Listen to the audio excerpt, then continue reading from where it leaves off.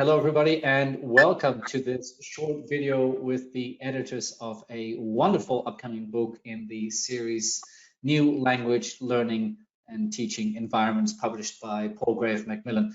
As you may or may not know, this is a series that has been going on for about 5 years now. I think we've got 13 or 14 titles and a few more in the works.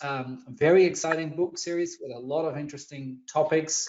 And I've put a link here at the bottom of the screen if you want to have a look and see what is available. And also, if you are thinking of maybe publishing a book in the series, have a look there. And we're always very happy to receive your ideas. But today's topic is the forthcoming book by Mark Freiermuth and Nourollah. So here you guys are. Thank you very much for joining. Mark, can you just briefly introduce yourself? Yes, I'm Mark Freiermuth, and I work here in Japan at the Gunma Prefectural Women's University. I've been here for 15 years now, and I'm excited to have a book in this series, and I want to thank you, Hayo, for your support. My pleasure. Nourollah, welcome. Yes, I'm Nourollah Zarrinabadi. I'm a PhD graduate from University of Isfahan, and I'm an adjunct lecturer at University of Isfahan. Wonderful. Well, you guys have got perfect timing because your book is just about to come out. Mark, you just told me that the ebook has literally dropped today, and the actual print book will come out in May. Very exciting topic, very, very timely. Either of you, please tell us, what is it about? Well, I'll let Nourollah go first. Good. I just remember the first day that we decided to have such a project. Mark sent me an email related to his article in International Journal of Applied Linguistics, a very interesting article related to willingness to communicate in online and face-to-face situations. After that, I just looked at Mark's publications. I see several great articles in the field of TAL, computer-assisted language learning, and also gaming and technology, something like that. I don't remember the name of the journal, something with the name of gaming. And I said, wow, this is a very good topic, so we can work on the links between psychology and technology, or computers, mobiles, and the others. So I just suggested that we can work on such a project, and Mark grabbed the idea, and I thought that is very interesting, and we had whatever we wanted, a combination of psychology and someone who was professional at technology and language learning. So we started sending the call around, and we received several welcoming messages. So the beginning was like that. That's Mark. Yeah. So nice. Yeah, I thought, go ahead. Just to interrupt. So you, when you send out the call for papers, I mean, this is a very new field. I mean, the psychology of the language learner is, what, maybe 5-6 years that people have started to become really interested in this. I think this is the first book in the world to actually make the link between that emerging field and the field of technology. Mark, how did it go inviting people, and were you able to, get enough people who are working in this area together for your book? Well, I wanted it to be kind of a broad-based book in respects to I didn't want to just invite like 4 or 5 people who everybody expects to be in a book like this. Instead, I wanted to have kind of an open call, so we were kind of fishing around in various sites like ResearchGate and academia.edu to get various people. So I actually ended up inviting some people who I really didn't know well, but based upon their interests, I thought, well, they probably, if they're working on something, what they're working on probably would fit rather well in the book, actually. So, I was a little bit worried doing it that way, but in fact, I think because we did it that way, we really got a wide range of topics and ideas, and we cover a lot of topics and a lot of the issues that just keep coming up again and again and again throughout the kind of five main topics that we decided to categorize the book with. Yeah, that was one of the things that really impressed me when I was reading the book, when I first received a copy of it, electronic version, was the range of authors and the range of topics, and that's something I think that will really have a strong appeal. So, Nourollah, if people read this book, what would be one thing that you'd hope that they would take away from it? You know, what are you hoping people will learn from it?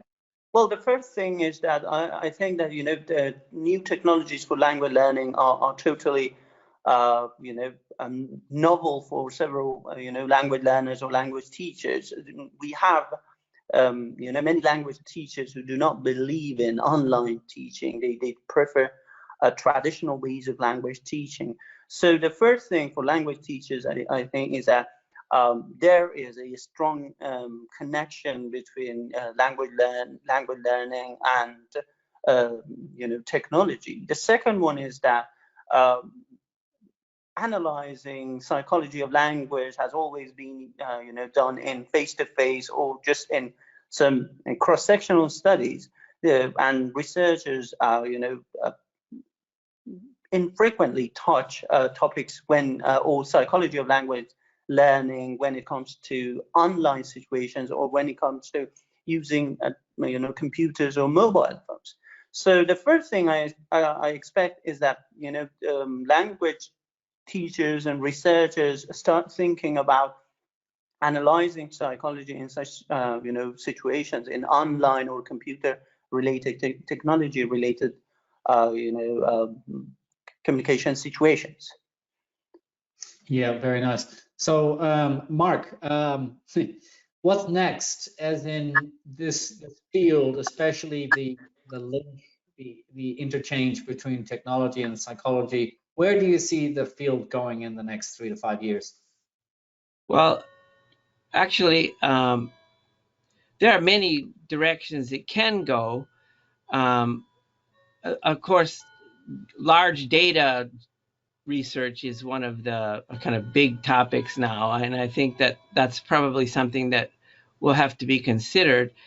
And I think the timeliness of this book, as you mentioned before, it is timely because I often get the feeling that sometimes when we think about technology, we always think, okay, so everything must be great with technology. It always works. It always is brilliant. It's always fantastic.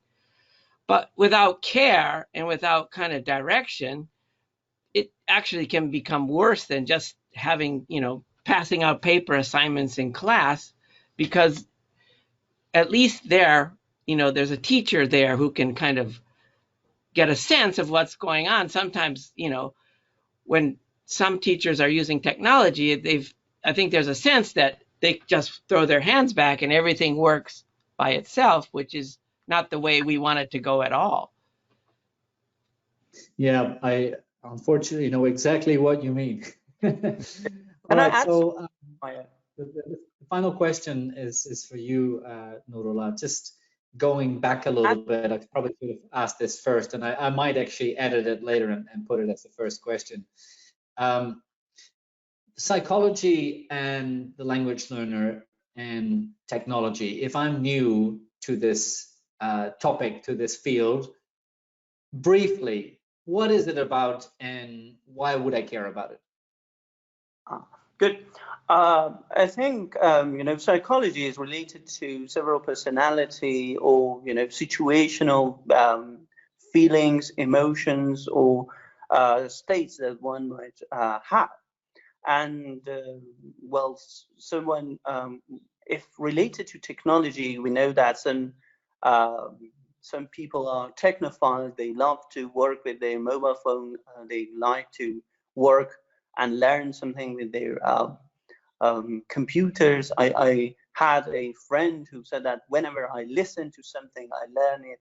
And whenever I see something or play a game and just try to learn language, that is perfect for me, because I have learned that I learn language with technology better than traditional teacher-student communication. So I guess we have a wide range of psychological variables that are involved in using technology.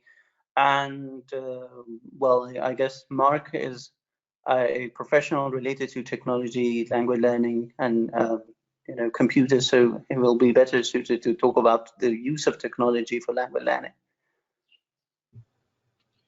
Very, very good. All right. So before we close off, is there anything that either of you would like to say or share, or your hopes for the book, or anything like that? Yeah, I would like to share one thing. I wanted to, when we started this project, I think I told Nourollah this a couple of times, that I didn't want this to be just a book about concepts and themes, but something where teachers as well as researchers could pick this book up and find value in it. It's not just about a bunch of theories that, only eggheads could, love, or something, I should say. And so I really want to emphasize to teachers out there who are thinking about technology, I think it's very good as you go forward thinking about technology that you also always have in mind the kind of mindset and the state of your students. And by the way, I taped the cover of the book onto another book so we could see what it looks like if you want. There it is, the fake book. It's beautiful. It's fabulous. And the story behind that is that one of your students, if I remember correctly, one of your students designed it. Is that right, Mark? Yes. Yeah. I have a student who is exceptionally talented at drawing. I mean, beyond any other student I've ever had in any of my seminars. And I just asked her, I checked the website for various covers and I didn't like any, actually. And so I asked her, if I gave you a concept, could you design a cover? And she said, I want to. That's all she said. Mm-hmm. And I said, you won't get paid. She said, I want to do it anyway. So I let her design it. And of course, I'm more than satisfied. I think it's brilliant. Yeah, it's really good. And I think I can't wait to actually see the hard copy of the book when it arrives. The website says May. With the current strange times, we'll see if that actually turns out to be true or not. But as Mark said earlier, to me, the ebook is available. So by the time this interview goes live, you should be able to at least download that. I strongly suggest that you do the field of the psychology of the language learner is very strongly emerging.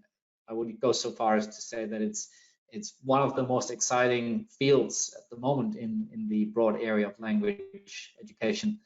And so the links with what we know about technology are obvious and important, and I strongly suggest anyone listening to pick up a copy of this book or get one for your library.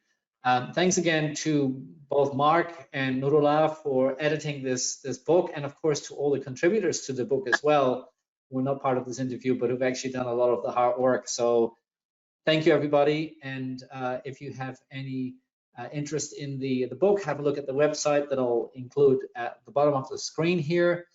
And yeah, we look forward to seeing you again. Thank you both. Thank you, Hayo.